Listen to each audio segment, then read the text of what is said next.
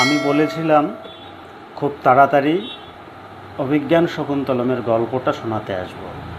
তো আজকে চলে এসেছি সেই গল্প শোনাতে। তোমরা খুব মন দিয়ে শোনো। একবার যদি শোনো তাহলে গল্পটা শুনতেও ভালো লাগবে আর পড়াটাও কমপ্লিট হয়ে যাবে। এটা উচ্চ মাধ্যমিক সিলেবাসের সংস্কৃত সাহিত্যের মধ্যে আছে, খুব ইম্পর্টেন্ট।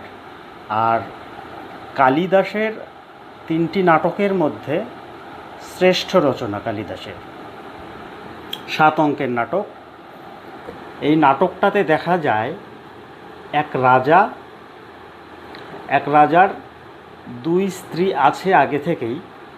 তারপরে সেই রাজা এক আশ্রম কন্যার সঙ্গে প্রেম করে এবং তাকে বিয়ে করে। চলো শুনে নেওয়া যাক সেই কাহিনীটি। শুরু করছি। একদিন রাজা দুষ্যন্ত শিকার করতে বেরিয়েছেন। এই রাজা দুষ্যন্ত হলো এই গল্পের বা এই নাটকের নায়ক। তিনি হস্তিনাপুরের রাজা ছিলেন। দুষ্যন্ত একদিন শিকার করতে বেরিয়েছেন, একটা হরিণ শিশুকে লক্ষ্য করে ছুটছেন, খুব গতিতে ছুটছেন। ছুটতে ছুটতে কণ্বমুনির আশ্রমে প্রবেশ করে যান।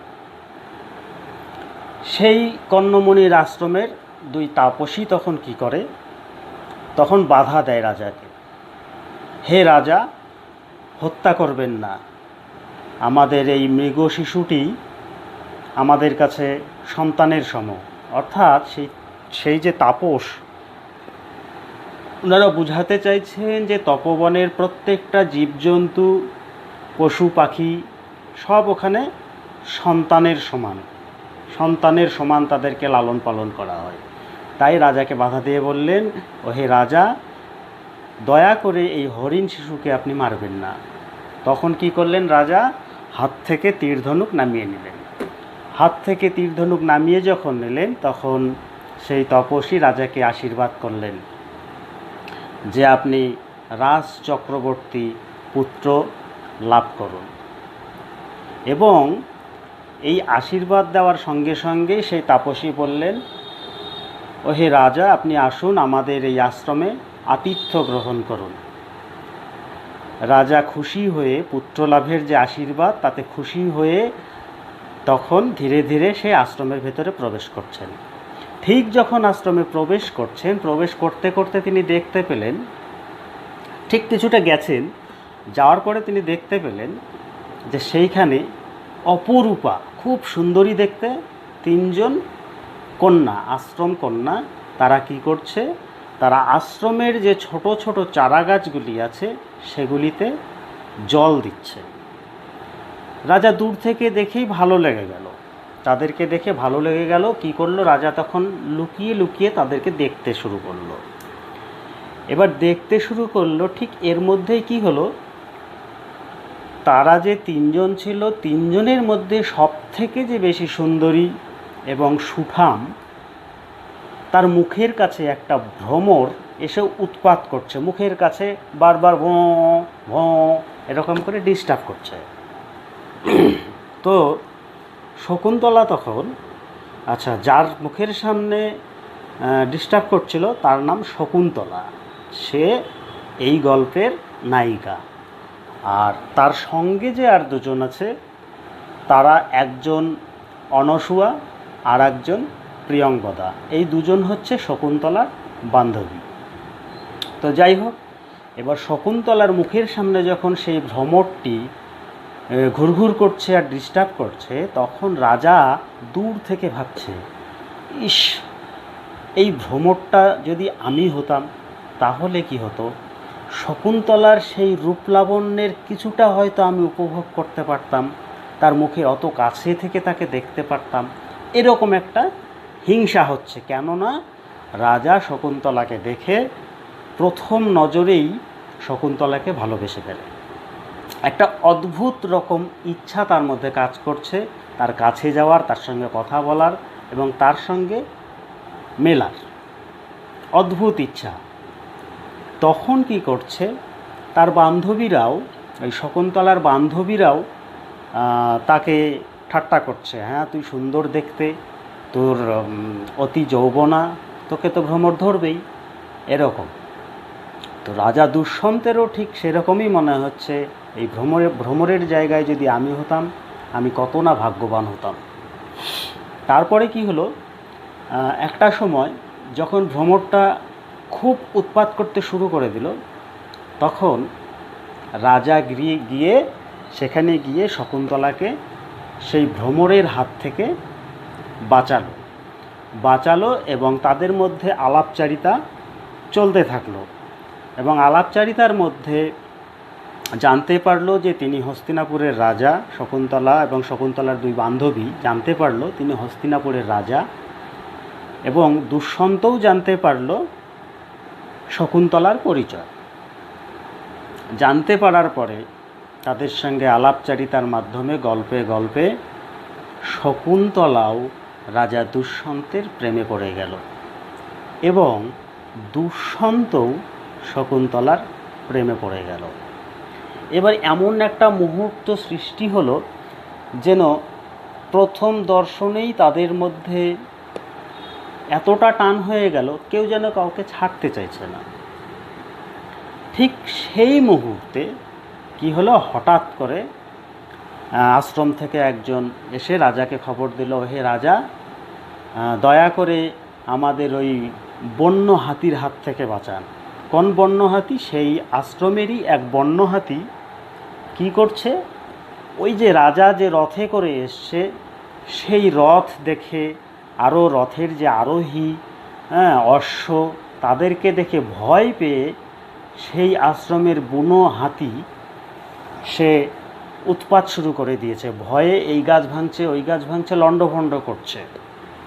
তো রাজা তখন কি করলো, অতি সত্বর সেখান থেকে গিয়ে সেই হাতির হাত থেকে আশ্রমকে রক্ষা করল। তারপরে দেখা যায় সেই রাজা দুষ্যন্ত বন্য হাতির হাত থেকে আশ্রমের জনগণকে বাঁচিয়ে রাজাদের যে থাকার ব্যবস্থা করেছে সেইখানে ফিরে গেল। সেখানে ফিরে যাওয়ার পরে তার বন্ধু বিদূষকের কাছে তার মনের অবস্থা বলতে শুরু করলো। আর বিদূষক কি হয়েছে, আর রাজার সঙ্গে এই শিকার করতে বেরিয়ে রাজার সঙ্গে ঘুরতে ঘুরতে একেবারে বিরক্ত হয়ে গেছে। খাওয়া ঠিক নেই, ঘুম ঠিক নেই, রোদে বাতাসে একেবারে প্রচণ্ড বিরক্ত হয়ে গেছে সে। বিদূষক এখন চাইছে কেমন করে রাজধানীতে ফিরে যাবে খুব তাড়াতাড়ি। ঠিক এই মুহূর্তে এইবার রাজা তখন বলছে, ওহে বন্ধু, ওহে বিদূষক, তুমি এক কাজ করো, আমার মনের এই রকম অবস্থা, আমি শকুন্তলার প্রেমে পড়ে গেছি, তো তুমি উপায় বের করে দাও, কি করলে আবার সেই শকুন্তলার সঙ্গে আমি দেখা করতে পারবো। তখন বিদূষক বলছে যে, বন্ধু তুমি তো রাজা, তুমি তো মনে করলেই যেতে পারো, তুমি এক কাজ করো, তুমি কর আদায়ের অছিলায় সেখানে চলে যাও। এবার দুষ্যন্ত তখন বলছে, না না, এখানে সব পুণ্যজনের বাস, এখানে সবাই তপস্যা করে, সব মুনিগণ এখানে আছে, তাদের যে তপস্যার ফল সেটাই আমার কাছে অনেক কিছু। তুমি এক কাজ করো, তুমি অন্য কোনো বুদ্ধি বলে দাও, যাতে আমি সেখানে গিয়ে শকুন্তলার সঙ্গে আবার মিলিত হতে পারি, আবার দেখা করতে পারি। তো দুষ্যন্ত তো যথেষ্ট বিরক্ত বোধ করছে। তো ঠিক সেই মুহূর্তে কি হলো, রাজধানী থেকে খবর এলো যে এই মুহূর্তেই দুষ্যন্তকে রাজধানীতে যেতে হবে। কেন? রাজমাতার পুত্রপিণ্ড পালনের নির্দেশ এসেছে। তো সেটা একটা অনুষ্ঠান সেখানকার রাজধানীর, সেই অনুষ্ঠানে দুষ্যন্তকে উপস্থিত থাকতে হবে। তখন তো দুষ্যন্ত সমস্যায় পড়ে গেল। যখন সমস্যায় পড়ে গেল, কি করবে কিছু বুঝতে পারছে না। ঠিক আবার সেই মুহূর্তেই দুজন মণি ছুটে এলো রাজার কাছে, এসে বলল, মহারাজ আপনি তাড়াতাড়ি চলুন, আমাদের আশ্রমে দুটি রাক্ষস আছে, এই রাক্ষস দুটি আমাদের সব কিছু লণ্ডভণ্ড করে দিচ্ছে, আমাদের মুনি ঋষিদের তপস্যা করতে দিচ্ছে না, সব লণ্ডভণ্ড করে দিচ্ছে। তখন তো দুষ্যন্ত মনে মনে আনন্দই হলো দুষ্যন্তের, কেননা আবার সে থাকতে পারবে, দেখা করতে পারবে। কিন্তু আবার একটা কী হলো যে তাহলে রাজধানীতে কে যাবে? তখন সে বন্ধু বিদূষককে বোঝালো, হে বন্ধু, তুমি তো আমার মায়ের কাছে আমার সন্তানের মতোই, তুমি তো আমার মায়ের কাছে মায়ের সন্তানের মতোই। তাহলে এক কাজ করো, তুমি যাও, তুমি গিয়ে এই ব্রতটা রক্ষা করো, আর আমি এদিকে আশ্রমটা রক্ষা করি রাক্ষসের হাত থেকে। এই করে তারপর কি করলো, বিদূষককে রাজধানীতে পাঠিয়ে দিয়ে সে গিয়ে, মানে রাজা দুষ্যন্ত গিয়ে সেই আশ্রমবাসীদের রাক্ষসের হাত থেকে রক্ষা করে। রক্ষা করার পরে যখন ফিরে আসবে তাদের থাকার জায়গাটাতে, তখন চুপি চুপি সেইখানে চলে যায় যেখানে শকুন্তলার সঙ্গে রাজার দেখা হয়েছিল। সেখানে গিয়ে দেখতে পায়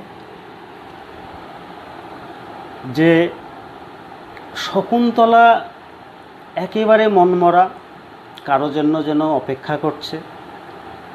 এরকম দেখে রাজা তখন কি করলো, দূর থেকে তার সখীদের সঙ্গে যে গল্প চলছে শকুন্তলার, সেগুলি চুপচুপ করে শুনতে থাকলো।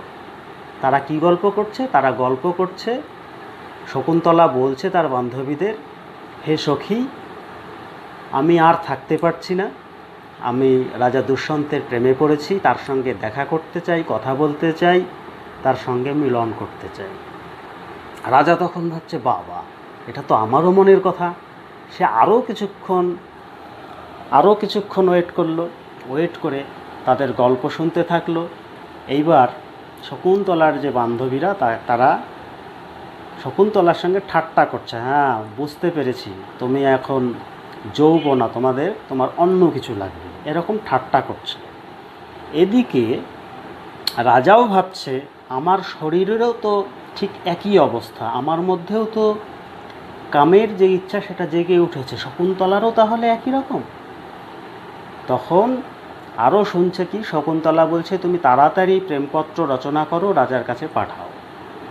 এরকম সব গল্প শুনতে শুনতে রাজা যখন পুরো বৃত্তান্তটা জেনে ফেলল, তখন সে আত্মপ্রকাশ করল, তাদের কাছে গেল, গিয়ে তারও মনের কথা তাদের সঙ্গে শেয়ার করার ফলে কি হলো, তখন শকুন্তলার বান্ধবীরা বলছে যে আপনি রাজধানীতে গিয়ে পরে আবার ভুলে যাবেন না তো আমার বান্ধবীকে? তখন বলছে, না, আমার সব থেকে প্রিয় জিনিসের মধ্যে তোমাদের বান্ধবী একজন থাকবে। তখন কি করলো, তারা শকুন্তলার বান্ধবীরা কি করলো, তাদেরকে একান্তে গল্প করার সুযোগ দিল। তারা অন্য একটা কাজের অছিলায় সেখান থেকে সরে গেল। সেই সুযোগে দুষ্যন্ত আর শকুন্তলা দুজনের সঙ্গে আলাপচারিতায় মেতে উঠে দুজনের সঙ্গে বিবাহ বন্ধনে আবদ্ধ হলো। গান্ধর্ব বিবাহ কি, যে পাত্রপাত্রী নিজের পছন্দে বিয়ে করলে সেটাকে বলা হয় গান্ধর্ব বিবাহ। তখন তারা নিজেদের পছন্দে দুজনকে বিয়ে করলো, এবং বিয়ের পরে দুষ্যন্ত কী করলো, তার হাত থেকে একটা আংটি খুলে শকুন্তলাকে পরিয়ে দিল, যেই আংটিতে রাজা দুষ্যন্তের নাম লেখা ছিল। এবং শকুন্তলাকে বলল, আমি এই যে তোমাকে বিয়ে করলাম, আমি ঠিক আর কিছুদিন পরে এসে তোমাকে নিয়ে যাব। এই বলে তারা গল্পে এতটা মেতে উঠে তাদের কি হলো, তাদের দুজনের মধ্যে ওইটুকু সময়ের মধ্যে শারীরিক মিলন হয়ে গেল। ঠিক তার কিছুক্ষণ পরেই গৌতমী বলে একজন মুনি আসবে, মানে আশ্রমের মহিলা মুনি আর কি আসবেন। তিনি আসবেন কী জন্য? শকুন্তলাকে শান্তি জল দেবার জন্য। পুজোর পরে যে শান্তি জল হয় সেই শান্তি জল দেবার জন্য, কি শকুন্তলার দেহ শান্তির জন্য। তো যখন সেই গৌতমী আসছেন, ঠিক সেই সময় শকুন্তলার যে দুই বান্ধবী, তারা দেখছে না, এরা যদি গৌতমী যদি দেখে ফেলে তাহলে তো সর্বনাশ হয়ে যাবে। তারা তাড়াতাড়ি গৌতমীর সঙ্গে হাঁটতে শুরু করলো। জোরে জোরে গল্প করতে করতে যাচ্ছে তারা, যাতে তাদের গল্পের শব্দ শুনে তারা সাবধান হয়ে যায়। সঙ্গে সঙ্গে কি করলো, দুষ্যন্ত এবার তাদের গল্পের কথা শুনে সেখান থেকে কিছুটা দূরে গিয়ে লুকিয়ে পড়ল। তারপরে কি হলো, গৌতমী শকুন্তলার গায়ে সেই শান্তি জল দিয়ে তাকে নিয়ে সেখান থেকে চলে গেল। এরপর কি হবে, রাজা দুষ্যন্তর সেখান থেকে প্রস্থান হবে। প্রস্থানের পরে রাজা দুষ্যন্ত এবার রাজধানীতে ফিরে চলে যাবে। যখন রাজধানীতে ফিরে গেল, তখন কি হবে, শকুন্তলা দুষ্যন্তের চিন্তায় একেবারে পাগলের মতো হয়ে গেল। না খায়, না কিছু ভালো লাগে। তো সেই রকমই একটা দিনে কি হয়েছে, শকুন্তলা আর তার দুই সখী সেইখানে আছে। শকুন্তলা এরকম বাম হাতের উপরে মাথা রেখে এক মনে দুষ্যন্তের চিন্তা করে চলেছে। ঠিক সেই সময় এক দুর্বাসা নামে এক ক্রুদ্ধ মুনি ঋষি আসবেন। তিনি এসে শকুন্তলাকে ডাকবেন, কিন্তু শকুন্তলা তার স্বামীর চিন্তায় এতটাই বিভোর যে দুর্বাসা মুনির আহ্বান শকুন্তলা বুঝতেই পারবে না। আর সেই যে মুনি ঋষি দুর্বাসা, তার চরিত্রের বিশেষ গুণ হচ্ছে তিনি খুব অল্পেই রেগে যান। যার ফলে শকুন্তলা যখন বুঝতে পারল না, তখন সেই ক্রুদ্ধ দুর্বাসা শকুন্তলাকে অভিশাপ দিল। কি অভিশাপ দিল? বিচিন্তয়ন্তি যেমনন্য মানসা তপোধনং বেৎসি ন মামুপস্থিতম স্মরিষ্যতি ত্বং ন সবদিত হপিসং কথাং প্রমত্ত প্রথমং কৃতামিব। এটা আমি সংস্কৃতে বললাম, যার বাংলা হচ্ছে, শকুন্তলাকে বলছে যে তুই এক মনে যার চিন্তা করছিস, একদিন এমন সময় আসবে তুই তাকে মনে করিয়ে দিবি তুইকে, তবুও সে তোকে চিনতে পারবে না। এই অভিশাপ দিয়ে ফেলল। যখন এই অভিশাপ দিয়ে ফেলল, অভিশাপের কথা শকুন্তলার কানেই পৌঁছলো না। সে তার স্বামীর চিন্তায় এতটাই মগ্ন।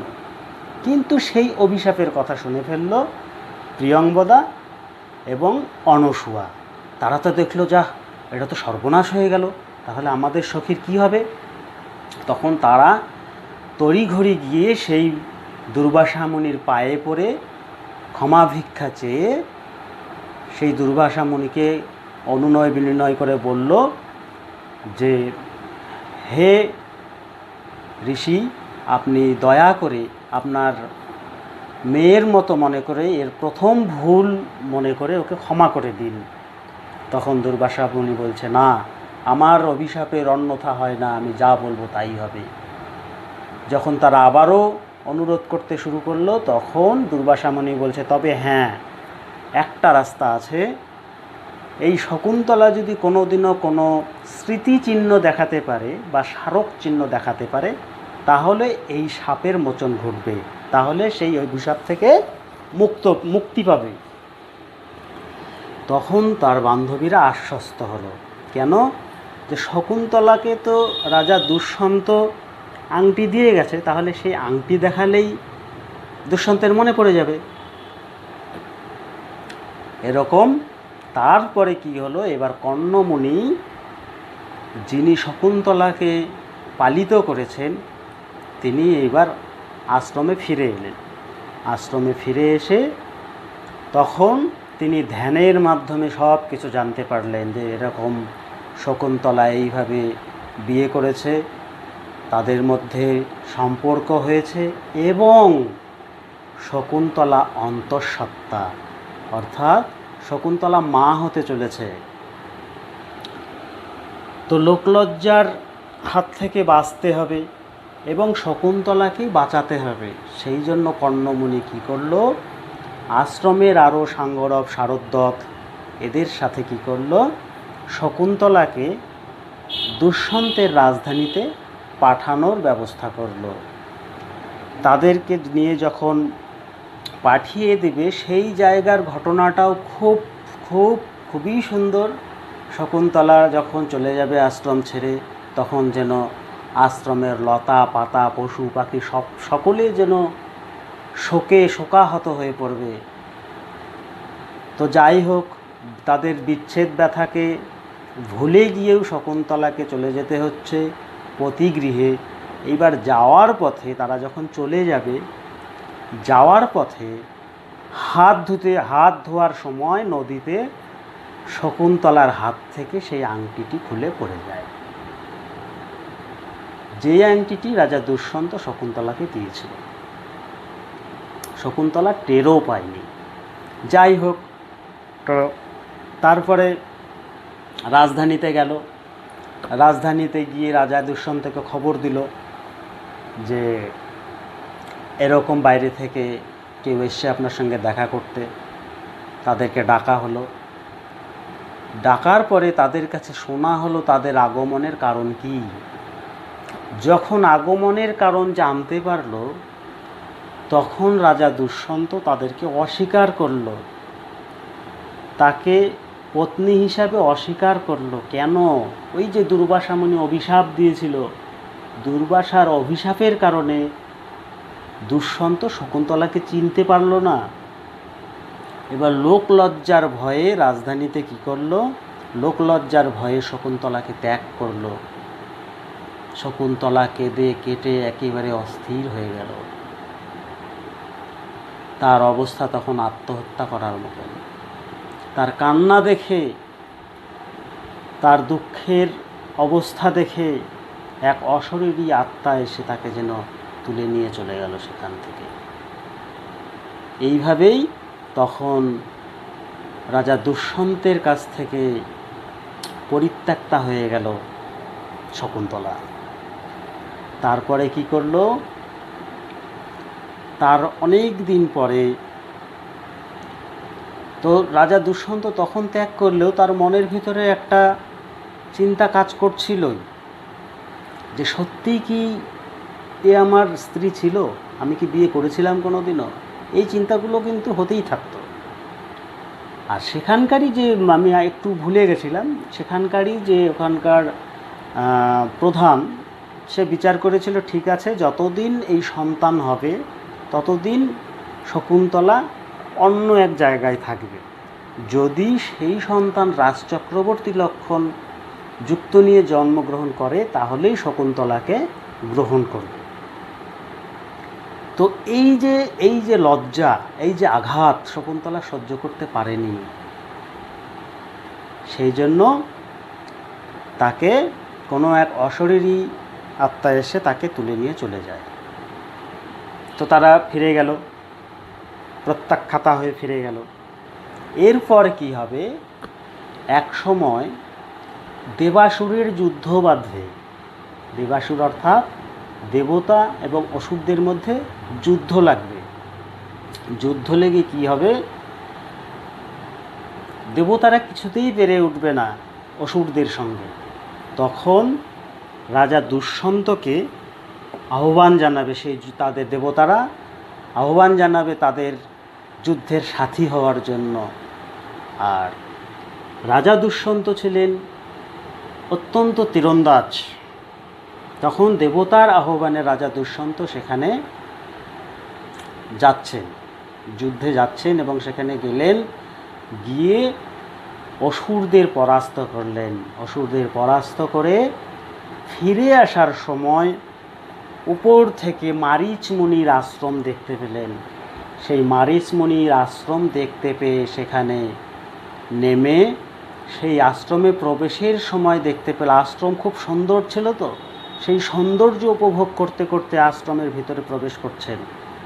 প্রবেশ করতে করতে দেখতে পেলেন একটা ছোট বাচ্চা একটা সিংহ শিশুর সঙ্গে লড়াই করছে। সেই সিংহ শিশুটির সঙ্গে লড়াই করছে, তার মধ্যে কোনো ভয় নেই, কোনো ভীতি নেই, লড়াই করছে তাকে দমন করার জন্য। সেই যে ছোট বাচ্চা, অতটুকু বাচ্চা সিংহ শিশুর সঙ্গে লড়াই করছে দেখে রাজা অবাক হয়ে গেল। আর দূর থেকে রাজা লক্ষ্য করল যে সেই বাচ্চাটির হাতে রাজচক্রবর্তী লক্ষণ আছে, এবং সেটি দেখে রাজা অবাক হয়ে গেল। এবার বাচ্চার পাশে দুজন আশ্রম কন্যা ছিল, তারা ওই তাকে দেখাশোনা করছিল। তো কি হলো, তাদের কাছ থেকে রাজা দুষ্যন্ত তার মাতৃপরিচয় বা পিতৃপরিচয় জানতে চাইল। কেন? যে এটা তো আশ্রম, আশ্রমের মধ্যে এরকম রাজচক্রবর্তীর লক্ষণযুক্ত ছেলে আসবে কী করে? এই যে তার জানার আকাঙ্ক্ষা, সেটা তাকে আরও পাগল করে তুলল। তখন তাদের কাছে জানতে পারলো তার পিতৃপরিচয়, এবং তার সঙ্গে যুদ্ধ করতে করতে, সেই শিশুটির সঙ্গে মানে সিংহ শিশুর সঙ্গে যুদ্ধ করতে করতে কি হলো, একটা সময় ওই বাচ্চার গলায় একটা মাদুলি ছিল, সে মাদুলিটি খুলে পড়ে গেল। যখন খুলে পড়ে গেল তখন রাজা কি করলো, রাজা গিয়ে সেই মাদুলিটিকে কেবল তুলবে, ঠিক সেই সময় ওই যে তার সঙ্গে ছিল দুজন, তারা বলে, হে রাজা, ওটা হাত দেবেন না। তখন রাজা বলছেন, কেন? বলছে, না, এই মাদুলি একমাত্র এই শিশুটির বাবা মা কেবল বাবা মা স্পর্শ করতে পারবে। বাবা মা বাদ দিয়ে অন্যকে স্পর্শ করলেই এই মাদুলিটি সাপে পরিণত হবে এবং সাপ হয়ে তাকে ছোবল দেবে। তখন কি করলো রাজা, তবুও গিয়ে সেই মাদুলি তুলে আবার সেই বাচ্চাকে পরিয়ে দিল এবং সেই সিংহ শিশুটিকে ছাড়িয়ে দিল। এইবার এই ঘটনা দেখে তাকে শিশুটির সঙ্গে যারা ছিল তারা অবাক হয়ে গেল, এবং রাজা বুঝতে পারল যে এই সন্তান তারই সন্তান। খুব সুন্দর গল্প। এবং সেই যে ছেলেটা, বাচ্চা ছেলেটা, সেই বাচ্চা ছেলেটার নাম ভরত কিংবা সর্বদমন। তখন কি করলো, তাদেরকে বাঁচালো, সেই সিংহ শিশুটিকে বাঁচালো সর্বদমনের হাত থেকে, বাঁচিয়ে তারপরে আবার আশ্রমের ভিতরে গেল। সেখানে গিয়ে শকুন্তলার সঙ্গে রাজা দুষ্যন্তের পরিচয় হলো, মিলন হলো। এইভাবেই নাটকের শেষে রাজা দুষ্যন্ত, শকুন্তলা এবং পুত্র ভরত বা সর্বদমনের মিলন হয়, এবং এখানেই নাটকটির সমাপ্তি। এই গল্প বা নাটক যদি তোমাদের ভালো লেগে থাকে তাহলে চ্যানেলটিকে সাবস্ক্রাইব করো। পরবর্তী আরও ভালো ভালো গল্প, পাঠ্যাংশের ভালো ভালো গল্প যেগুলি তোমাদের লিখতে হবে, সেগুলি শোনার জন্য